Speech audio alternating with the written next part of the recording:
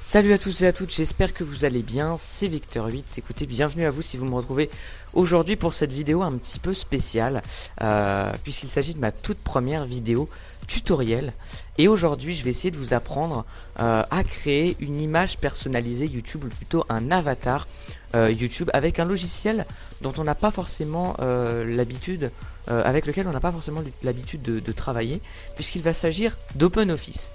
Donc voilà, donc avant de commencer à proprement parler le tuto, je vais rapidement revenir sur quelques petits points vis-à-vis de l'importance finalement que tient l'avatar YouTube dans le développement d'une chaîne. Donc, il y a eu quelques petites modifications dernièrement sur YouTube qui ont fait que maintenant c'est généralement remplacé par une bannière ou ce genre de choses. Mais j'ai pu constater que de très nombreux internautes, de très nombreux YouTubeurs, pardon, avait conservé le design un petit peu plus ancien, la version précédente on va dire de YouTube, avec le background et l'avatar. Donc le background et l'avatar sont deux choses très importantes, sinon, enfin voire capitales pour le développement d'une chaîne. Pourquoi? Parce que c'est ce qui va permettre finalement d'établir une première approche de votre chaîne. Quand un internaute arrive sur votre chaîne, la première chose qu'il voit au-delà de vos vidéos, ça va être votre background et votre avatar. Donc si votre background et votre avatar ne sont pas soignés, ne sont pas méticuleusement on va dire réalisés, eh bien l'internaute pourra se dire que voilà, vous ne réalisez pas vos vidéos avec soin, ou que vous n'êtes pas un youtubeur consciencieux, et donc il aura un petit peu plus de mal à s'abonner, un petit peu plus de mal à faire un premier pas, et donc à vouloir visionner vos vidéos. D'où l'importance de créer un beau background et un bel avatar. Le problème, c'est que ces deux choses finalement ne sont pas forcément à la portée de tout le monde. Moi le premier, je ne suis vraiment pas on va dire un fan de tout ce qui est informatique, enfin je suis pas excellent en informatique.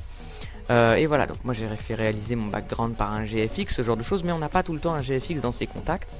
Et c'est pour ça que je me propose de faire ce tutoriel.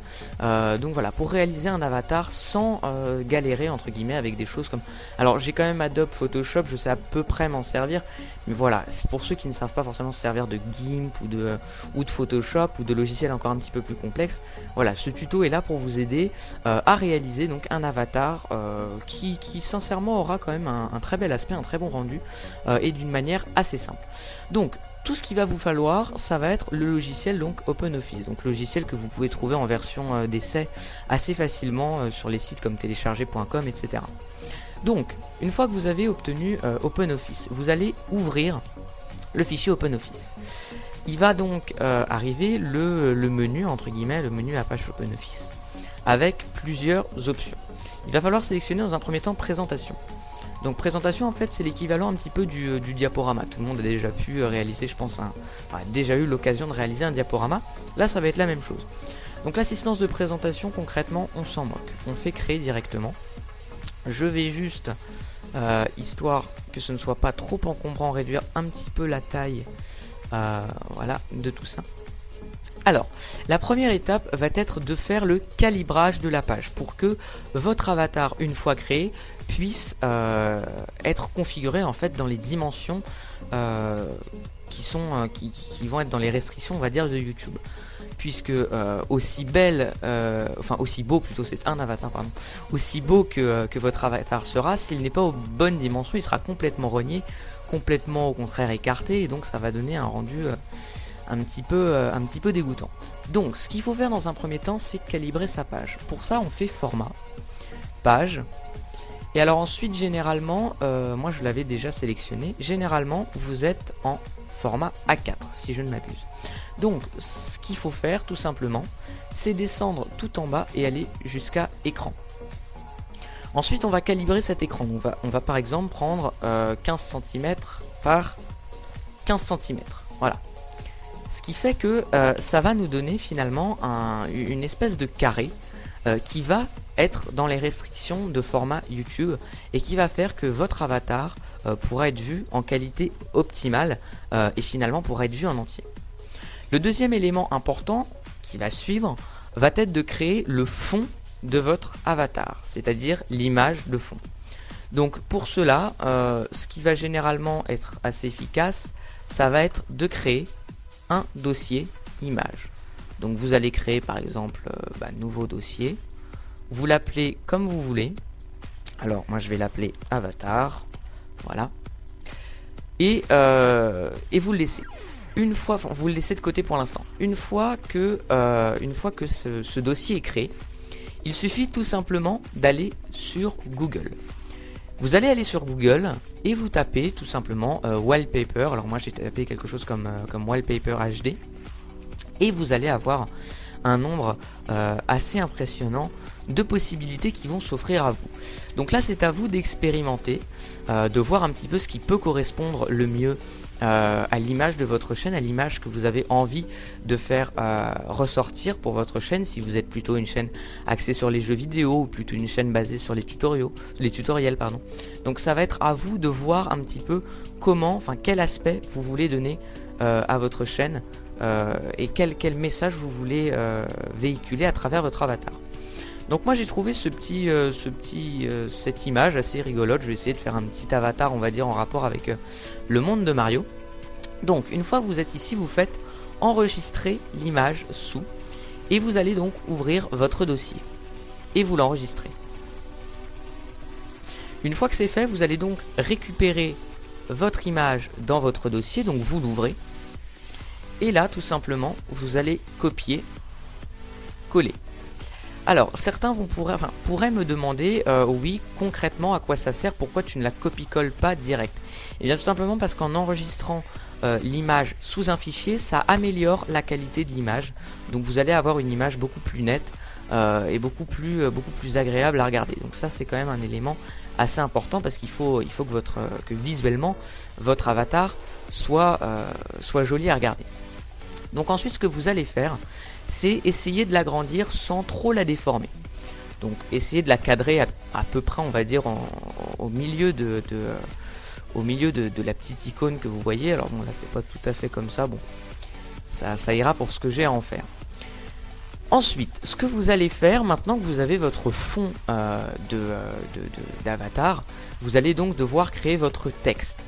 Là encore, le texte dépendra de ce que vous voulez faire retranscrire à travers votre avatar, et donc différera selon toute chaîne YouTube. Donc, ce que vous allez faire, c'est tout simplement activer ici l'espace en bas et aller sélectionner la galerie Fontwork. Donc vous sélectionnez la galerie Fontwork qui va s'ouvrir, et vous allez avoir un choix assez important, on va dire, de sélection Fontwork. Celle que je vous recommande, c'est tout simplement la plus basique, la Favori 1. Hop, alors je vais l'ouvrir. Alors, oups, j'ai fait une petite erreur, voilà. Alors, pourquoi la Favori 1? Tout simplement parce que c'est celle qui va être la plus appropriée pour le travail qu'on va avoir à faire ensuite. C'est-à-dire que finalement, ça va être celle qui va être la plus simple pour après la modification des formes, la modification des lumières, des couleurs, des types de police, etc. Donc c'est vraiment celle qui va être finalement le plus facile à manier pour ce type de travail. Donc là, on va tout simplement marquer donc son texte. Donc je sais pas, je vais peut-être pas mettre mon pseudo, je vais mettre Mario, tiens. Voilà, comme ça ce sera en rapport un petit peu avec Mario, et ce sera rigolo. Voilà. Une fois que c'est fait, vous allez pouvoir modifier votre texte. Évidemment, c'est là l'intérêt. Donc, vous allez avoir cette petite barre Fontwork qui va vous être très utile, puisqu'elle va vous permettre déjà de modifier la forme d'écriture de votre Fontwork. Alors, ce qui est très important, c'est qu'il faut allier à la fois l'esthétique et la lisibilité, puisqu'il ne faut absolument pas créer par exemple quelque chose de comme ça, bon, qui n'est pas extrêmement lisible. Il faut à la fois que ça reste joli à regarder, mais en même temps compréhensible très facilement. Donc par exemple, si vous prenez Mario comme ça va très bien. Ça fait à la fois une petite originalité en forme de vague, et à la fois c'est relativement bien lisible. Une fois que vous avez changé vos formes, vous allez pouvoir modifier la couleur de votre galerie Fontwork. Donc vous allez pouvoir soit choisir la couleur, donc par exemple, je sais pas moi, prenons quelque chose de pétant, du jaune, voilà. Mais vous allez pouvoir également la modifier selon des dégradés. Donc par exemple, je sais pas, moi toujours dans le jaune, ou bon allez, changeons, prenons du rouge, tiens. Ça va nous donner un petit dégradé comme ça. Et enfin, vous allez pouvoir sélectionner ce qui s'appelle les bitmaps. Alors, les bitmaps peuvent être pas mal, on va dire, s'ils ont un lien direct avec le contenu de votre chaîne. Je ne sais pas moi, par exemple, si vous faites une chaîne axée sur l'écologie, voilà, les petites fleurs pourront être assez originales. En revanche, si votre chaîne n'a absolument aucun rapport avec tous les thèmes entre guillemets définis par les bitmaps, c'est sûr que ça va former une certaine forme d'incohérence dans votre avatar qui pourra nuire par la suite à votre chaîne. Donc essayez de réfléchir un petit peu à ça, testez aussi selon vos envies. Ce que je vous conseille généralement, ce sont les dégradés, de rester sur un dégradé ou une couleur. Bon là je vais rester sur le Mario, je le trouve assez champêtre, assez mignon. Donc ce que je vous conseille, c'est principalement de rester sur couleur ou dégradé, parce que ça passe partout, c'est toujours assez efficace et assez pratique d'utilisation.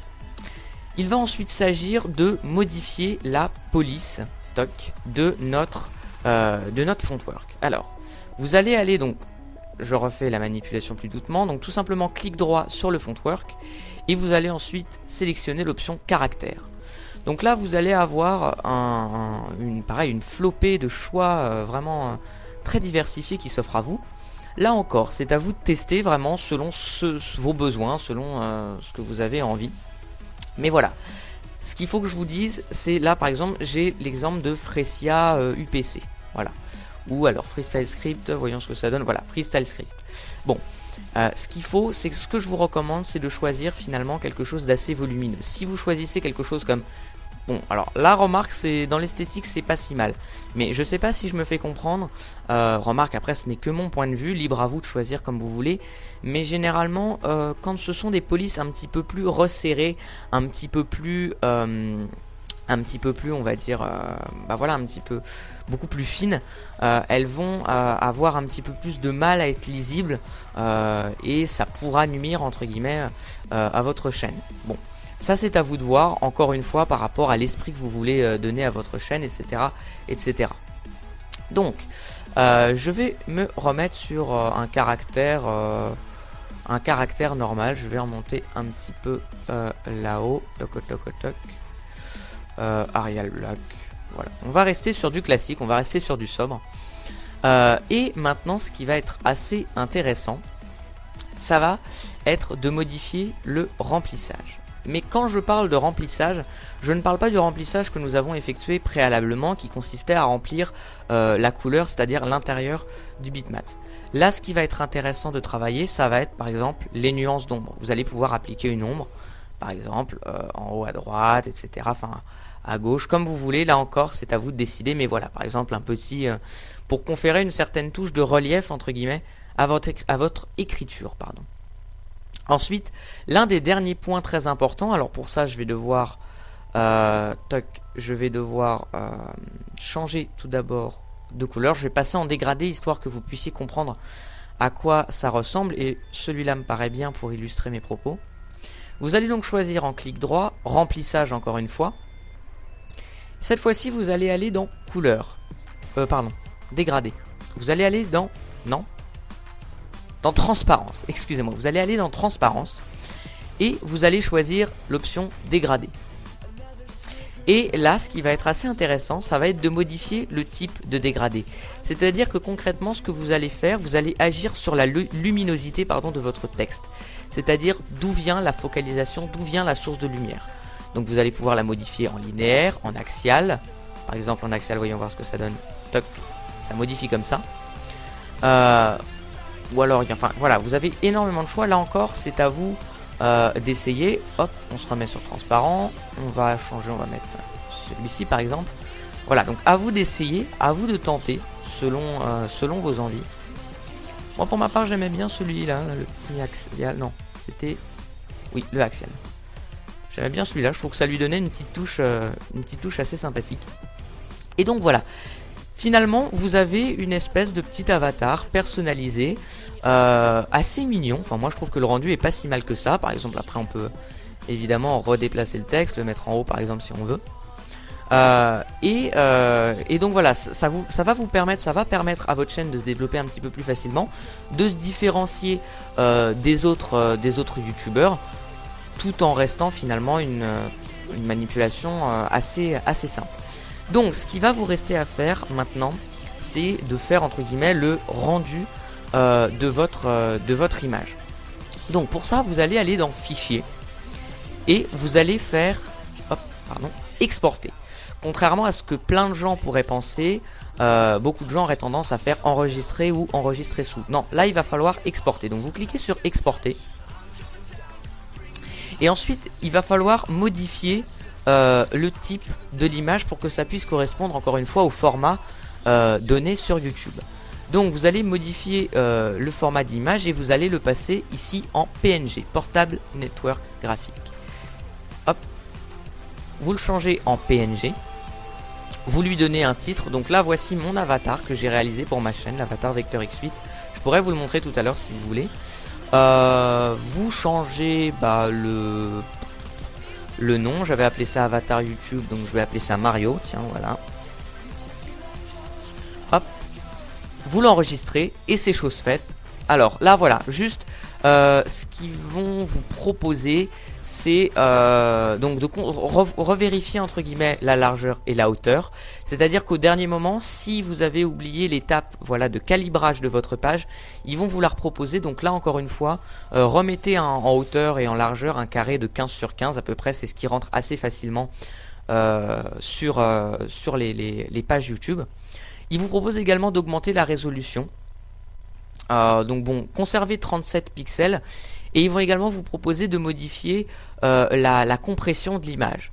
Donc ce que je vous conseille, c'est moi personnellement pour l'avatar que j'avais créé en premier, je n'avais rien touché. Voilà, j'avais laissé 15, 15, 37 et 9 et ça m'avait laissé une image finalement d'un assez bon rendu. Donc ce que je vous propose, c'est de ne toucher à rien, de faire OK. Et normalement c'est chose faite. Donc on va aller regarder, hop, on va fermer ça. On va aller dans mes images.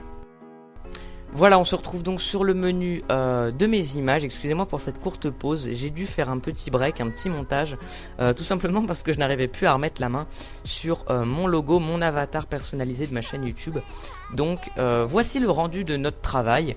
Alors je me suis aperçu que j'aurais dû un tout petit peu plus décaler le Mario vers la droite, mais bon, c'est pas très important. Et donc voici mon logo de chaîne que j'ai donc créé avec la même technique que celle que je viens de vous enseigner. Voilà, écoutez, j'espère que cette vidéo vous aura plu. Si c'est le cas, n'hésitez pas à me le faire savoir, à me laisser un petit commentaire, un petit j'aime, et puis pourquoi pas à vous abonner à la chaîne si ça vous a plu, ça me ferait extrêmement plaisir. Et puis encore une fois, par rapport aux commentaires, n'hésitez pas si vous avez besoin à me poser des questions, tout ce genre de choses.